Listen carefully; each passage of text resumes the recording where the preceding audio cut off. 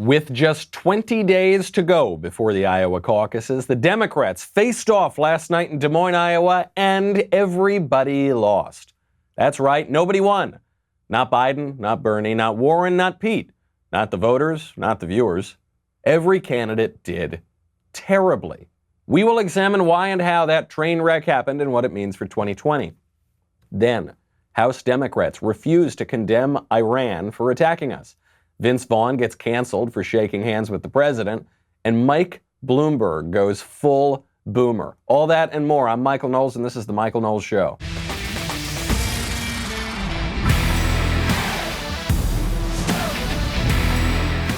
You have to know that I love you. You, my faithful listener. I love you so much that I sat through every single minute of that tedious, awful, boring, creepy, terrible, terrible, terrible debate for you so that I could bring you the moments. We were only watching for one reason, those few of you who did watch and me. We were watching for one reason, and that was to see fireworks between Bernie Sanders and Elizabeth Warren. In recent days, just the past 3 days or so, Warren leaked a story to CNN that Bernie Sanders, during a 2018 meeting, told her that a woman can't win the White House in 2020. Bernie's camp denied this, then Warren's camp corroborated this. I mean, they didn't really corroborate it. They just backed her up and said, yeah, I heard him say this. I was in the meeting. And then Elizabeth Warren said it happened too. Elizabeth Warren was asked about this by reporters. She said, yeah, he thought that a woman couldn't win. I thought a woman could win. But anyway, we're moving on. Now, the fact that the Warren campaign leaked this to CNN is important because CNN was hosting the debate. So that's what we were all tuning in for, right? Was to see finally these candidates are going to take the gloves off. Warren and Sanders have had this kind of friendly relationship so far. They've been teaming up to go after the other candidates. Now they're going to go after one another. Right? Wrong. CNN asks the question. They finally bring it up. First, the question goes to Bernie Sanders. Bernie, did you say this thing in 2018? Bernie Sanders gives an unequivocal no way. CNN reported yesterday that, and Senator Warren confirmed in a statement, that in 2018 you told her that you did not believe that a woman could win the election. Why did you say that? Well, as a matter of fact, I didn't say it. And I don't want to waste a whole lot of time on this because this is what Donald Trump and maybe some of the media want. Anybody knows me knows that it's incomprehensible that I would think that a woman could not be president of the United States. Go to YouTube today. There's some video of me 30 years ago talking about how a woman could become president of the United States. In 2015, I deferred, in fact, to Senator Warren. There was a movement to draft Senator Warren to run for president. And you know what? I stayed back. Senator Warren decided not to run, and I did run afterwards. Hillary Clinton won the popular vote by 3 million votes. How could anybody in a million years not believe that a woman could become president of the United States? And let me be very clear. If any of the women on this stage or any of the men on this stage win the nomination, I hope that's not the case. I hope it's me. But if they do, I will do everything in my power to make sure that they are elected in order to defeat the most dangerous president in the history of our country. All right. This is what I would expect. This answer is exactly what I would expect. I never believed Elizabeth Warren's story. It just doesn't make any sense. Why? Because Bernie Sanders would have to be insane to make that comment to one of his competitors. And Bernie might be many things. He might be a wild ideologue. He might be an old communist codger. But he's not insane. There is actually a sort of internal logic to his political ideology. He has an insane ideology, right? I mean, he has an ideology that one should not hold. But he's not a political maniac, okay? The guy's been able to stay in office for a very long time. It would be so profoundly politically foolish to make that sort of comment. Second of all, Bernie is not in any way a sexist. There's just no evidence of it.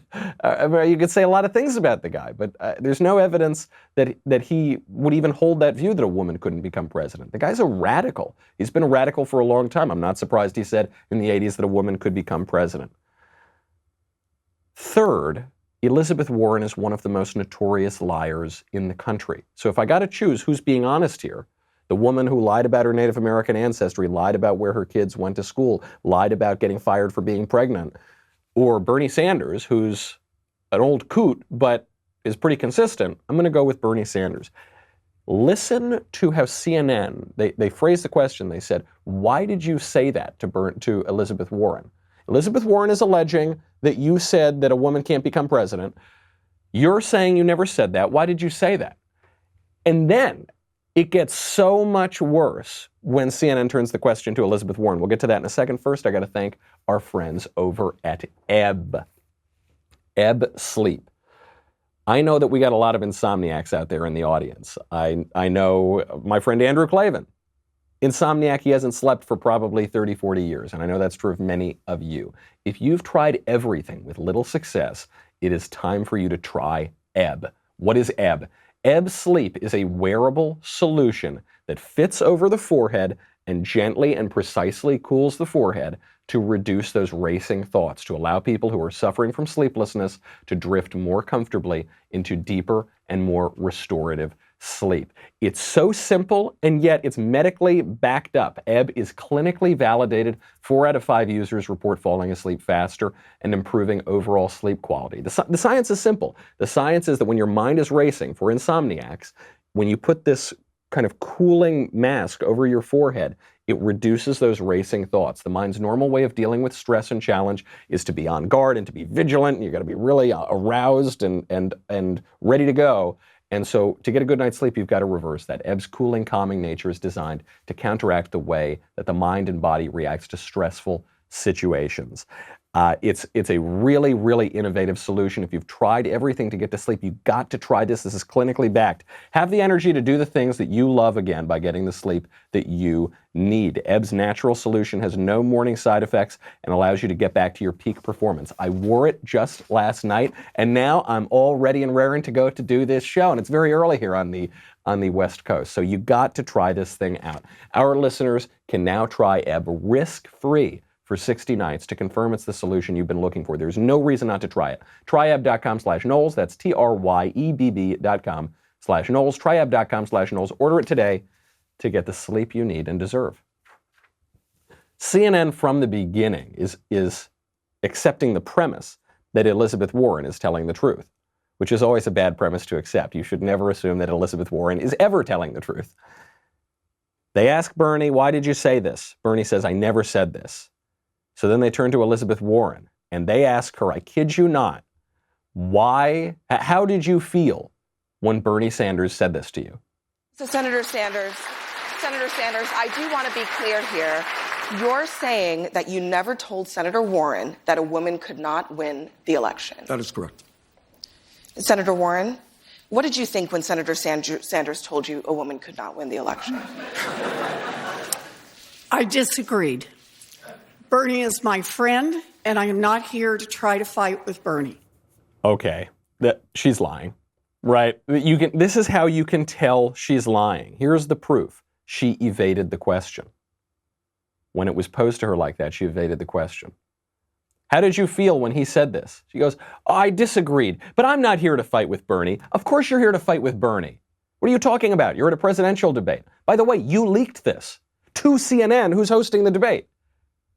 Now, if it were a true claim that she were making, she would have leaked it to CNN. She would have brought it up at the debate. If she didn't bring it up, the moderator would have brought it up. She would have pounced on him. But it isn't true, and she doesn't want to have to defend it, so she evades the question. Because the real reason she leaked it is she just wants this kind of muck out there. She just wants this insinuation that Bernie Sanders is a sexist and a chauvinist and a misogynist, but she doesn't want to have to defend it because she's got no evidence for it, just like she's got no evidence that she's Native American, even though she claimed to be Native American for decades to advance her law career. She's got no evidence for the fact that her kids didn't go to public school.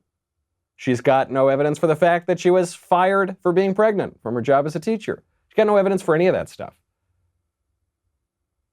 Now, I asked myself when CNN was asking the question, why are they carrying water for her?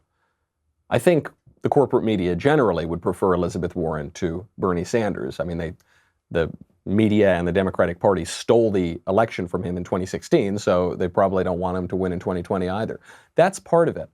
I said, how are they being so flagrant about it? How are they being so obvious that they're saying, Bernie Sanders, why did you say this? I didn't say this. Elizabeth Warren, how did you feel when he said this? How are they being so blatant about it? And I think it's because of the Me Too movement. The whole idea behind the Me Too movement is we have to believe all women. That's the hashtag, right? Hashtag believe all women. Women can never lie.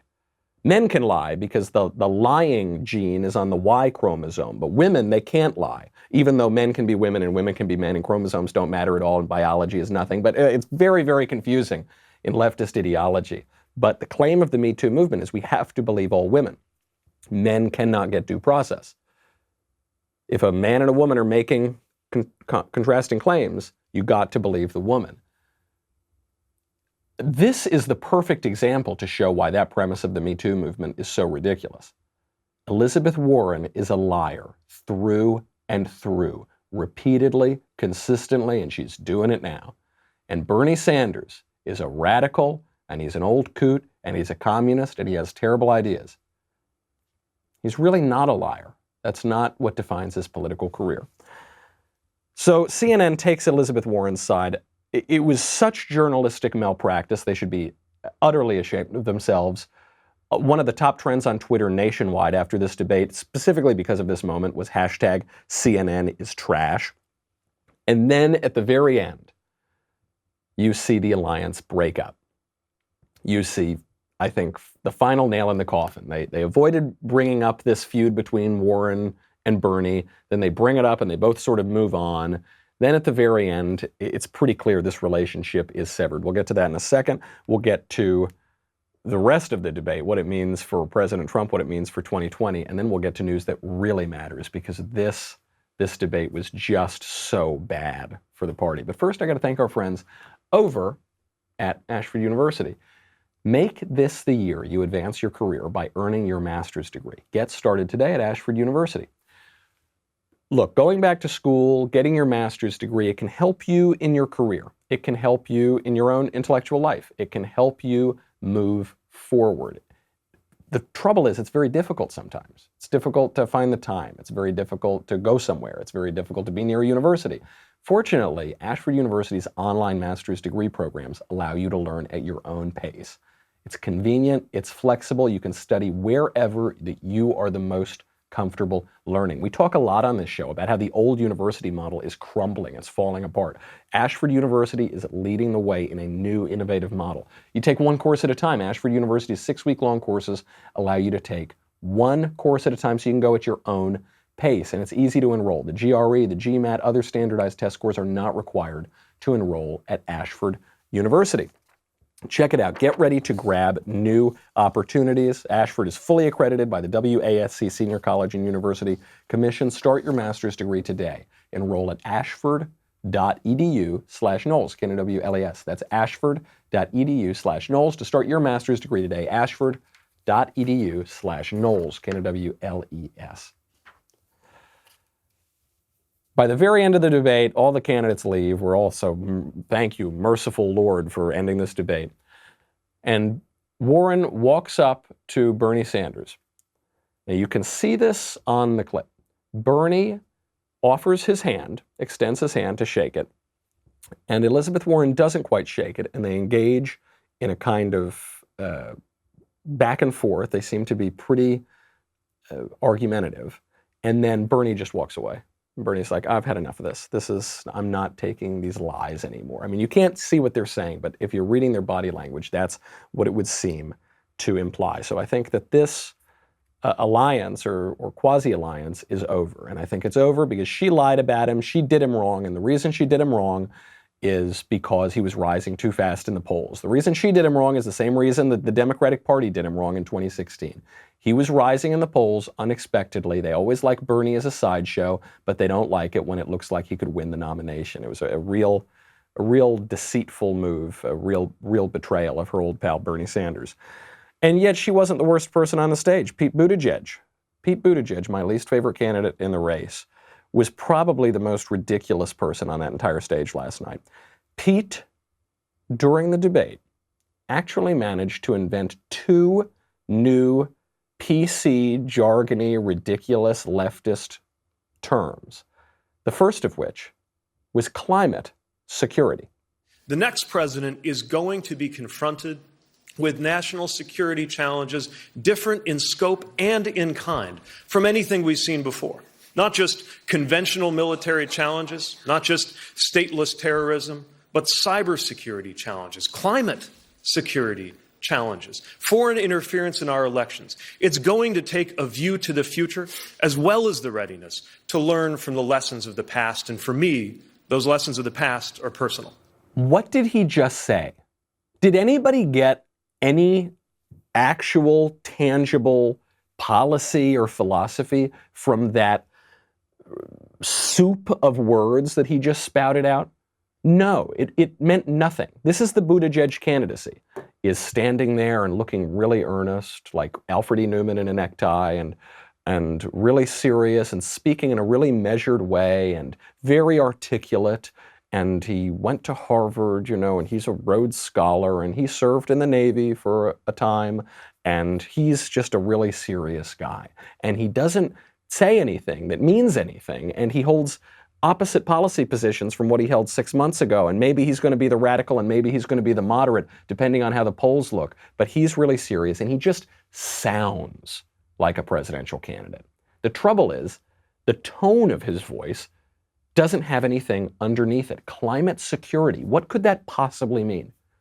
Like the climate is going to come kill us? I mean, I guess that's the claim of global warming alarmists, right, is that the sun monster is going to burn us all up and we're going to be dead in 12 years. But he's not quite making that claim. He's trying to tie national security to climate change.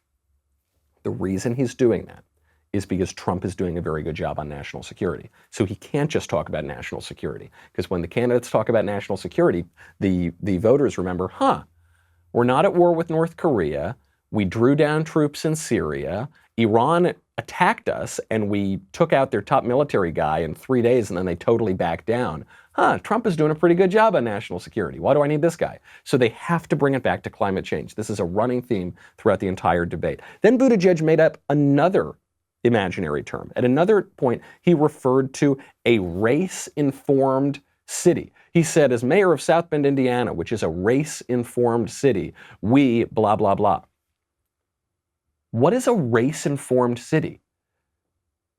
I asked a friend of mine this. I said, what is a race-informed city? And he said, it's where all the black people know who Pete Buttigieg is in South Bend and they don't like him. And that would appear to be the case if you look at the protests at his town halls. Maybe that's the kind of information. I don't know why he's bragging about that at a CNN debate. Race-informed doesn't mean anything. It reminds me of Julian Castro. When they were all early on in the debate, Julian Castro, my favorite candidate, realized that he was kind of falling away, so he had to up the stakes on the jargon. He didn't have any actual policies to offer, so he just had to heighten the jargon, heighten the rhetoric. Every candidate at that debate said, we support reproductive freedom. And Castro leans into the microphone. He says, I don't just support reproductive freedom. I support reproductive justice. I say, okay, I don't know what either of those things mean other than killing babies, but let's assume that they have some discrete meaning. What would be the difference between reproductive freedom and reproductive justice? Nothing. You're just using a different word and pretending that that's a more powerful word than the former one. Justice. I'm the mayor of a race-informed city. We need to pay attention to climate security. Like, okay, whatever, that's fine. It brings up an interesting point about this debate stage. The now smaller, more compact, completely white, if not translucent debate stage. The two most intelligent people up there are the worst. Warren and Buttigieg. Those two are by far the worst people on stage. They're unlikable, they're liars, they're secret radicals. I mean, they're, in the way that they speak when it's convenient for them. They're betraying their allies. They're stabbing people in the backs. I mean, they're really awful, awful candidates. They're my least favorite up there. Buttigieg is a Harvard guy. He's a Rhodes Scholar. He's got a degree from Oxford. Elizabeth Warren, a Penn and Harvard law professor. And they're the most shameless liars, the most cynical, and the most radical. It reminds me of this book that we're going to be doing on my PragerU show coming up in the next few months. It's a book called Intellectuals by Paul Johnson. And Paul Johnson is this British historian, and he writes a book about all of the intellectuals from Jean-Jacques Rousseau all the way up to the present. And he describes the intellectual as the kind of successor to priests and prophets and soothsayers, right? In the modern era, once we got rid of the priests, once we got rid of God, you just had the intellectual, and those were the people that we really revered and admired. And when you look at intellectuals, one thing that you notice about them is they're all terrible people. They're cynical, they pursue their own self-interest, they put ideas over people, and they put themselves over ideas. And ironically, they have the least regard for truth. All of them, Jean-Paul Sartre, Bertolt Brecht, Rousseau, Shelley, all of these people that we would consider the great intellectuals of the modern era, they were so cynical. I mean, they would just defend awful regimes when it was politically convenient. They would deny truths that they had previously espoused when those truths became inconvenient. And it's the same with Warren and Buttigieg. The nearest thing to a reasonable candidate on that stage was Amy Klobuchar, which isn't saying very much. It's damning with faint praise, but it's true. She was the closest thing to a reasonable candidate. She's just such an awful retail politician. She's so cringe-inducing. The way she speaks is so lame that she's not going to go very far. And Joe Biden, who's the putative frontrunner, barely spoke. He was not the star of this debate. I forgot he was there for much of it. Terrible debate for Democrats. Everybody lost. Don't take my word for it. Even Van Jones, who's a major left-wing commentator on CNN, came out after the debate and he said, if this is the best that the Democrats have, then President Trump is going to get reelected. That was, as a progressive, to see those two have that level of vitriol was very dispiriting. And I want to say that tonight for me was dispiriting. The Democrats are going to have to do better than what we saw tonight. There was nothing I saw tonight that would be able to take Donald Trump out, and I want to see a Democrat in the White House as soon as possible. There was nothing tonight that, if you're looking at this thing, you say any of these people are prepared for what Donald Trump is going to do to us, and to see further division tonight is very dispiriting. He's absolutely right. Great analysis. Van Jones is one of these guys who he parrots the left-wing line and the Democratic talking points often, but occasionally he does have an independent thought, and when he does, he's very good.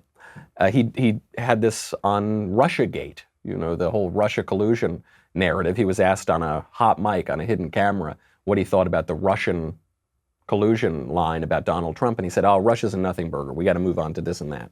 And he was right. I mean, he was right both on the substance of the matter. Trump did not conspire with Russia, but he was right politically for Democrats. As an advisor to Democrats, it was stupid for Democrats to harp on the Russia thing. It hurt them in the long run, and they looked like fools when it turned out it was a hoax. So a really bad night for Democrats, and it got even more radical outside. You know, in Des Moines, there was a protest of Joe Biden outside the debate.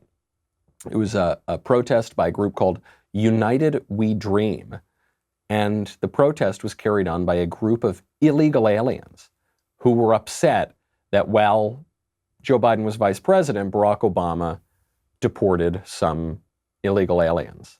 They were using crazy hysterical language. They said that Obama had concentration camps to detain illegal aliens. They said, we cannot forget, under the Obama and Biden administration, this mass deportation machine was created. Mass deportation machine. No, do you know when the deportation machine was created? When the United States ratified its immigration laws. Because illegal aliens have no right to be in this country. And it's so outrageous that people who are in this country illegally don't just kiss the ground and say, thank you, you wonderful, generous country, for letting me in. How wonderful you are. I thank you so much for not deporting me. I love this country. I love freedom. Let's make America great again. They don't do that. At least this group does not do that. They go out and complain that there's the threat of deportation, that there's the threat that the government might enforce the law, but probably won't. How backwards is that? How crazy has our political system gotten? that foreign nationals who are in this country illegally, who we are choosing not to deport for some reason, feel empowered to stand outside, expose themselves, expose their crime, and complain that we're even threatening to enforce the law. Absolutely outrageous. And the majority of American people know this. The majority of Hispanic voters, I suspect, know this. Because, right, most Hispanic voters, the Democratic Party wants to pretend that Hispanic voters love illegal immigration. And yet poll after poll after poll shows this is not true. Why? Because legal Hispanic immigrants hate that people are cutting the line. Why did they have to follow the rules, but another group of people didn't have to? If Bernie Sanders or any of these Democratic candidates came out there and said, hey, all those illegal aliens that are outside, all those people who are flagrantly violating our laws, some very precious laws to us, and complaining about the fact that we might even have laws, they're all arrested. They're all getting deported. If one of those candidates did that, it might kill them in the primary, but they would have a much better shot at the general election. Immigration is a top issue, even for Democrats, and nobody wants amnesty. Very few people want amnesty. But they can't because the party has become so radicalized. And Biden wants to play it very safe because Biden is back on top in a new poll. There was a previous poll that came out last week that showed that Bernie Sanders is on top in Iowa. Now there's a new poll that shows Biden's on top, and Biden's whole strategy here is the Romney 2020 strategy. Be nothing, stay quiet, keep your mouth shut, get your way to the nomination simply because the other candidates are not that good and because you're the next one up, and then probably lose the general election. That's Biden's strategy so far. We will see if that pays off. Then, major new video from Project Veritas showing the radicalism of the Bernie Sanders campaign and what might happen at the Democratic convention. Then I give some advice to Democrats on an issue they actually could use if they wanted to. And Vince Vaughn gets canceled. Poor Vince Vaughn. We will look at the hypocrisy of Vince Vaughn's cancellation. But first, I got to say goodbye to Facebook and YouTube. Head on over to dailywire.com. What do you get? Me. That should be enough. Isn't that enough for you? You get me, you get the Andrew Klavan Show, the Ben Shapiro Show, the Matt Walsh Show. You get to ask questions in the mailbag coming up tomorrow, so get your questions in. You get Another Kingdom, the final season. We just recorded the final episode. It's really, really moving stuff. I can say this because I didn't write a word of it. I just have to read what Andrew Klavan wrote. It's really, really moving and important, obviously, for conservatives to be out there in the culture. And you get the Leftist Tears Tumbler. You need that for every single Democratic debate. You're definitely going to need it on Iowa caucus night because that's going to be the first big test of all of these campaigns. Head on over to dailywire.com. We'll be right back with a lot more.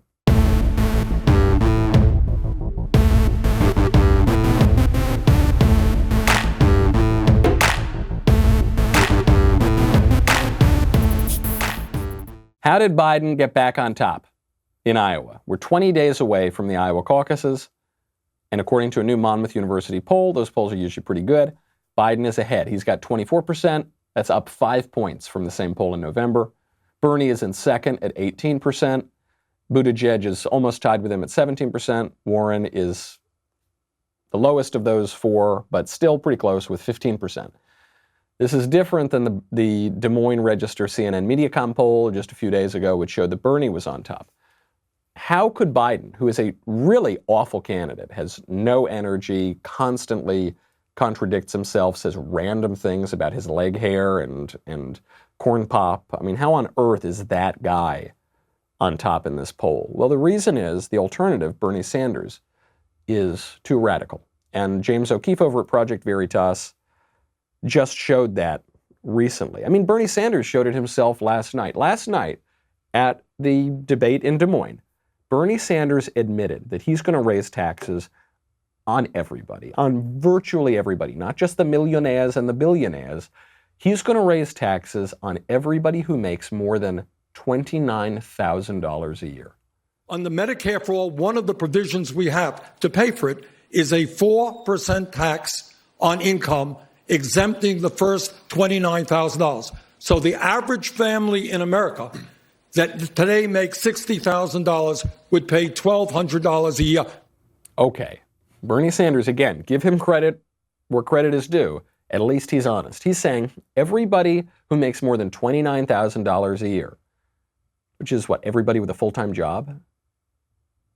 Everybody, virtually everybody in this country is going to have their taxes hiked 4%. By the way, if you're making $30,000 a year, 4% is a lot of money.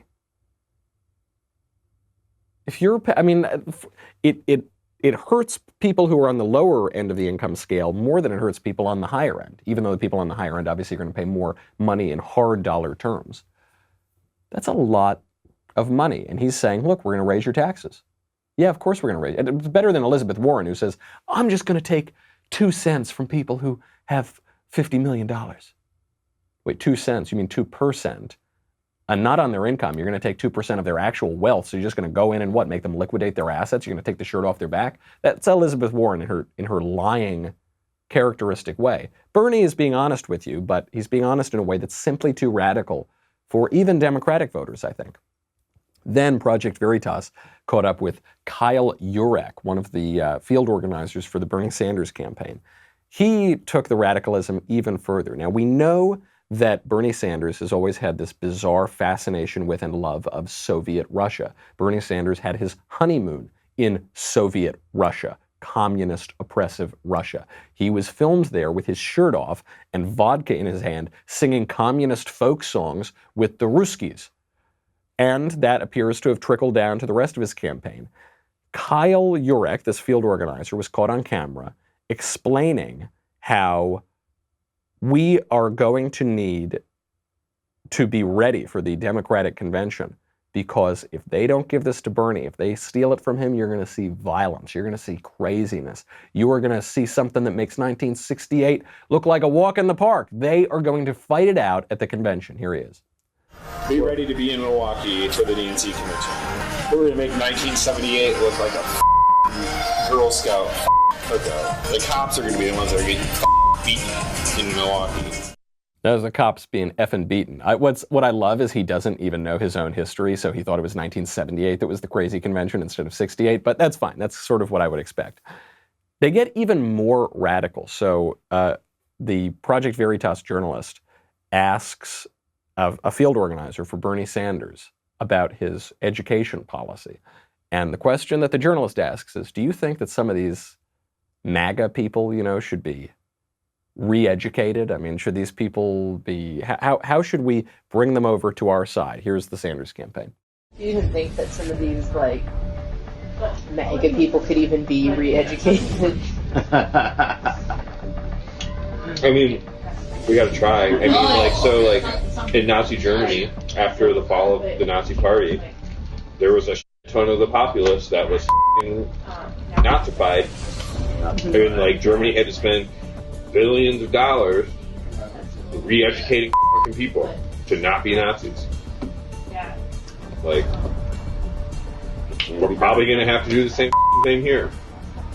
And that's kind of what Bernie's hey, free education for everybody, because we're going to have to teach you not to be a Nazi. There it is. There it is, an admission from the Sanders campaign about their education policy, which is exactly what I and many others have been saying for months. The whole point of free education, the whole point of government-run education, in college and even graduate school even, is to indoctrinate a whole generation of people in their ideology, because they believe that America is Nazis, right, Nazified, and so what they need to do is re-educate us to be communists, I guess, or socialists. That's the point of it. Free education is a terrible, terrible idea, free higher education, because they're not going to be teaching you Dostoevsky, okay? They're not going to be teaching you the Iliad and the Odyssey and the Aeneid. They're not going to be teaching you Latin and ancient Greek, all right? They're not going to be teaching you classical education. They're going to be teaching you radical leftist ideology. And you and I are going to be on the hook to pay for it. This is why Democrats have nothing. And this is why they have to keep going back to global warming. Elizabeth Warren kept going back. Bernie Sanders, too. All of them kept going back to global warming again and again last night. Here's Warren. Understand this. We have known about this climate crisis for decades.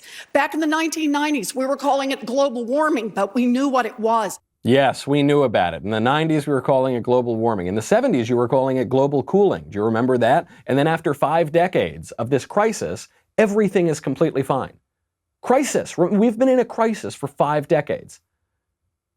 How long does a crisis need to go on without anything happening before you realize it's not a crisis?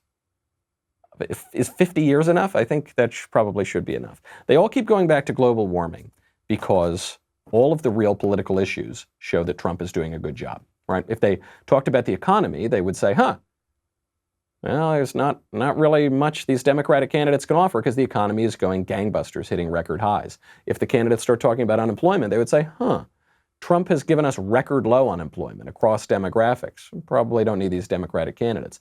If they talk about national security, they'd say, Donald Trump just killed the 2 most prolific terrorists in the world and reestablished deterrence. Probably don't need these Democratic candidates.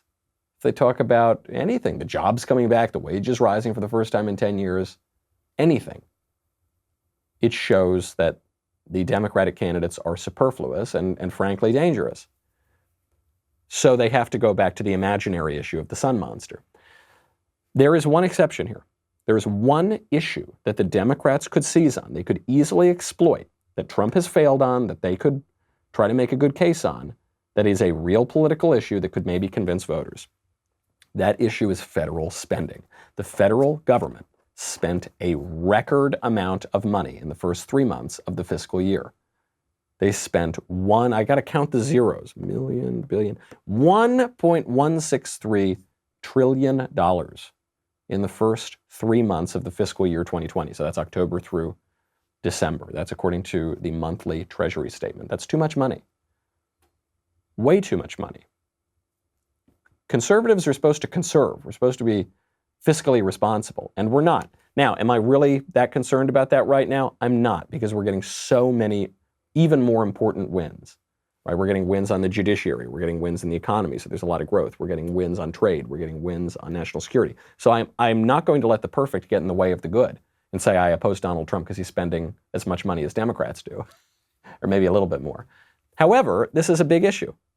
All right, it's a legitimate weakness of the Trump administration, and Democrats should exploit it if they want to have a real issue to run on, but they can't exploit it because every one of those candidates, every single one, wants to make the spending issue worse.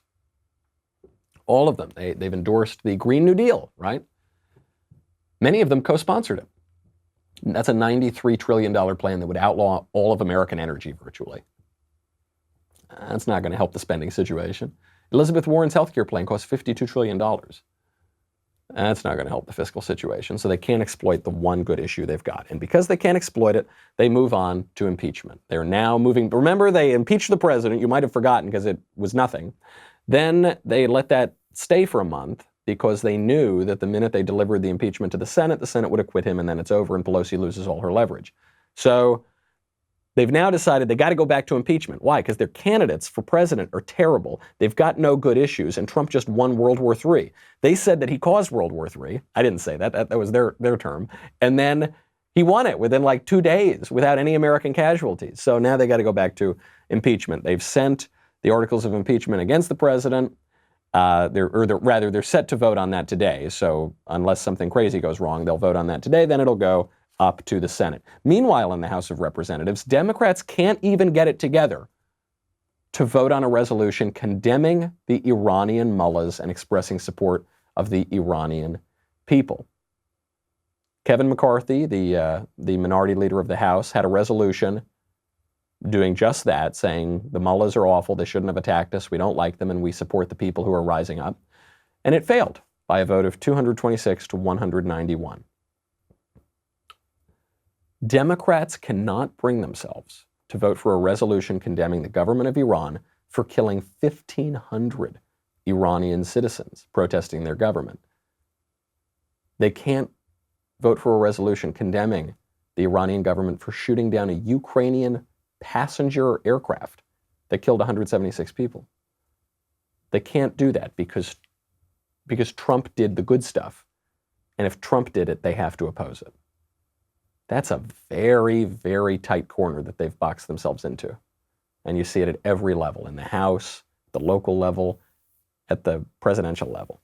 Really tough stuff. And then in the popular culture, Vince Vaughn was trending top of Twitter all day yesterday, a little bit the day before, because he had the audacity to shake hands with the President of the United States. They were at that football game, the college football game the other night. And they were sitting there and they had a little conversation and then they shook hands. And then Vince Vaughn was the top trend. And this was considered a scandal. This was considered controversial. It's not a fake scandal ginned up on the right. This was considered truly scandalous. ABC, CBS, the whole mainstream media were covering this as though it were some big deal that an actor shook hands with the President of the United States. Let's put that in perspective. Last week at the Golden Globes, the actress Michelle Williams bragged about killing her child for fame and fortune. And Hollywood applauded her. She said, in order to have this glamorous, glitzy career that I have in Hollywood, I had to murder my child. And I'm really glad that I was able to do that, to kill my child. Hollywood applauded her, so brave, so wonderful. The mainstream media, not a peep. How brave she was, how important that speech was. Yes, you go. You go, girl. I'm woman, hear me roar. Then Vince Vaughn, an actor, shakes hands with the President of the United States. That's a scandal. That's a pretty messed up culture that we're in. The majority of people don't consider it fine to kill your child, but terrible to shake hands with the President. But I bet the majority of mainstream media journalists do, as you see in the headlines. Speaking of that football game, I have to get to a story that's very important. It's a story that has been looked over. After the LSU game, some reporters went into the LSU locker room to interview some of the players. And the players were so excited they won the game, and they were smoking cigars. They weren't even popping bottles of champagne, as you would expect they would, just smoking cigars. The reporters were furious. This one reporter from ESPN, Heather Dinich, tweeted out, "It was so unbelievably smoky in the LSU locker room from the players smoking cigars, I can taste it. And no, I didn't have one. It was suffocating."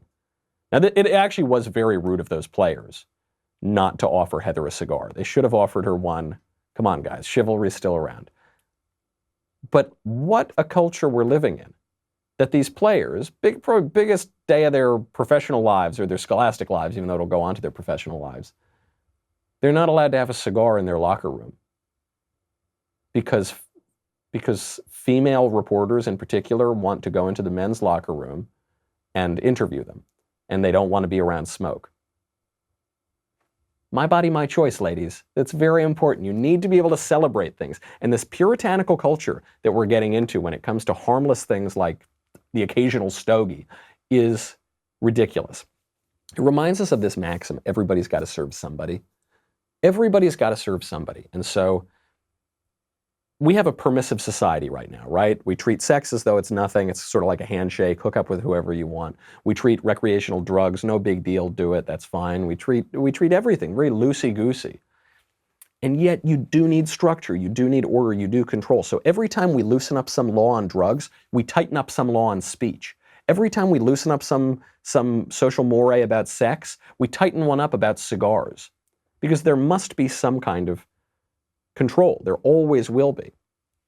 And I got to tell you, looking around the culture at this crazy sexual decadence, drug decadence, a culture of selfishness, the stogies are looking pretty good. They're pretty much a harmless little vice. I don't even know if they are a vice, but in so much as they are, they're a good vice to have. Nobody's ever died from smoking one cigar. People have died from drinking one night. People have died from doing drugs one night. People have died. Let people have a little bit of fun. Let people have a lesser vice, or they're going to go and have a tougher one. But of course, the leftist permissive society, they don't want the tobacco. They want the harder drugs. They don't want sort of sexual difference to be celebrated in the locker rooms. They want total control over sex, even about redefining sex itself. Men can be women, women can be men.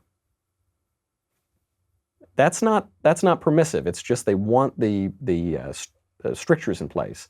They want the restraint in other places. And this actually speaks to this trend that's going on. Yahoo News just published it yesterday. It was from AFP, but they're acknowledging a trend that's been going on in the cities for a long time. The headline was, U.S. speakeasies are back in vogue in the echo of the Prohibition era. A century after the U.S. clamped down on alcohol and ushered in the Prohibition era, Speakeasies are once again popping up behind hidden doors, luring in revelers seeking fancy cocktails with an illicit 1920s vibe. This has been going on for a really long time now, probably 7-8 years in New York, in LA, DC, but now it's popping up in even smaller towns. I go to a lot of small towns around the country to give college lectures, and I see this a lot.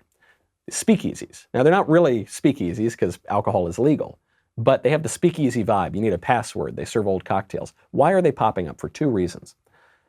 We long for a time gone by. We realize something's wrong about the current era we're living in, and we want to regain something from the past. Now, nostalgia is history after a few drinks. The past wasn't all that glamorous, but we recognize there's something from our tradition we want to get back, and we don't totally love this era.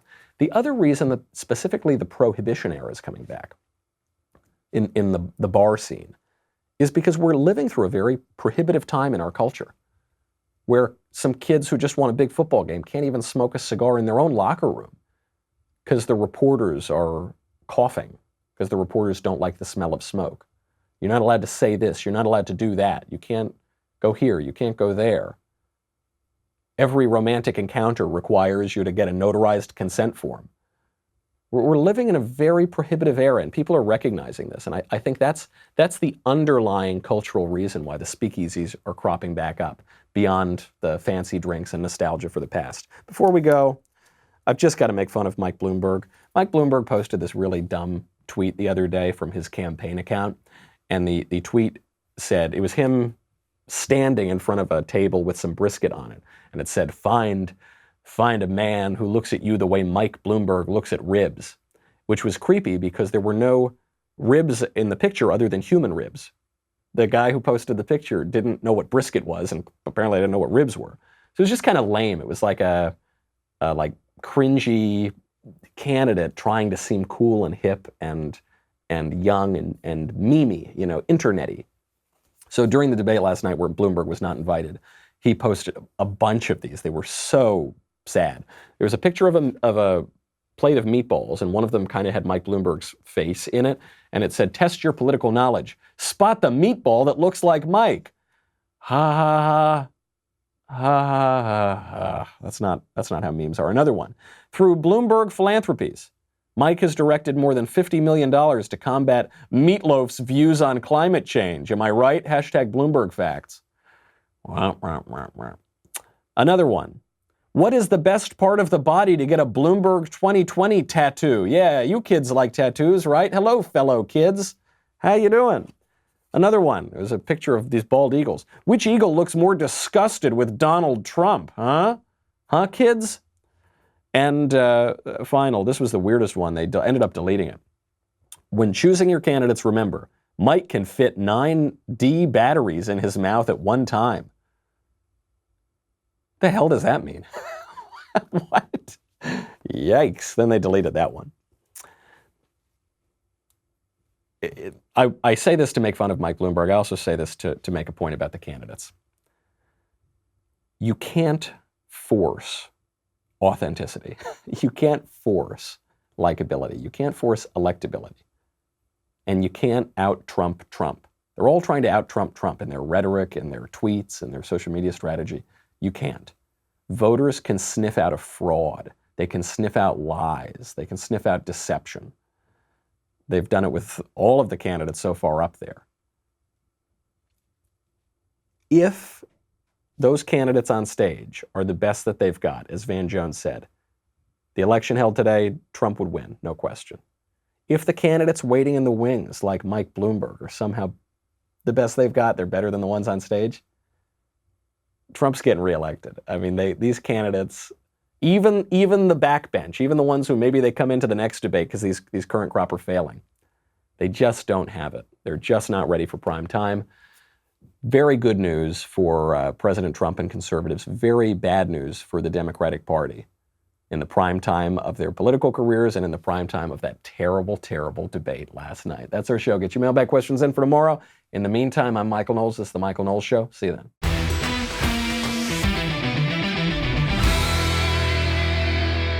The Michael Knowles Show is produced by Ben Davies. Director, Mike Joyner.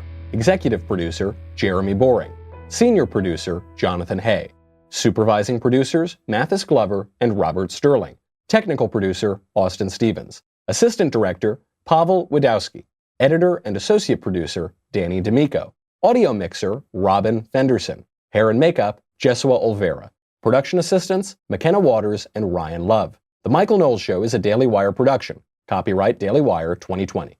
Hey everybody, it's Andrew Klavan, host of The Andrew Klavan Show. You know, some people are depressed because the American Republic is collapsing, the end of days is approaching, and the moon has turned to blood. But on The Andrew Klavan Show, that's where the fun just gets started. So come on over to The Andrew Klavan Show and laugh your way through the apocalypse with me, Andrew Klavan.